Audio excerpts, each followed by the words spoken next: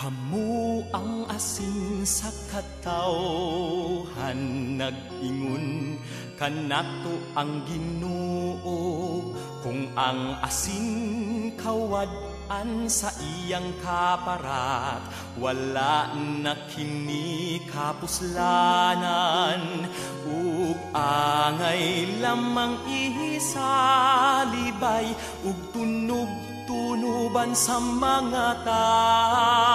Kun maingon niini ang tao, kawad-an siyag bili ning kalibutan.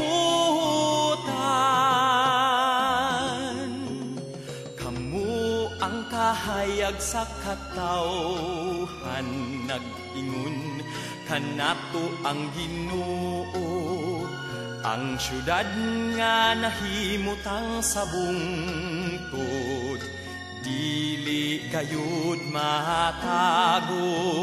Walay magdagkot ug suga, aron lamang taguan sa gantangan.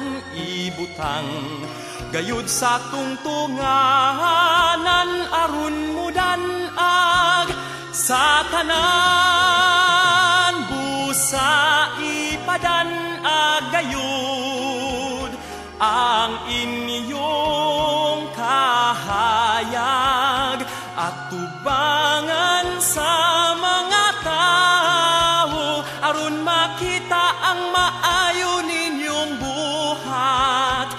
Ug magdaig silang tanan sa inyong langit nung amahan.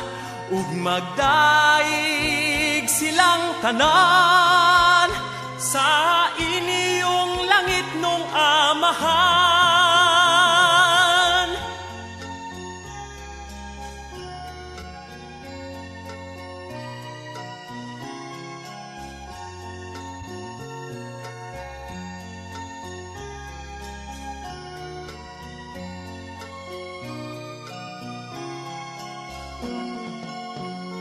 Busa ipadan-ag gayud ang inyong kahayag, at tubangan sa mga tao, aron makita ang maayo ninyong buhat.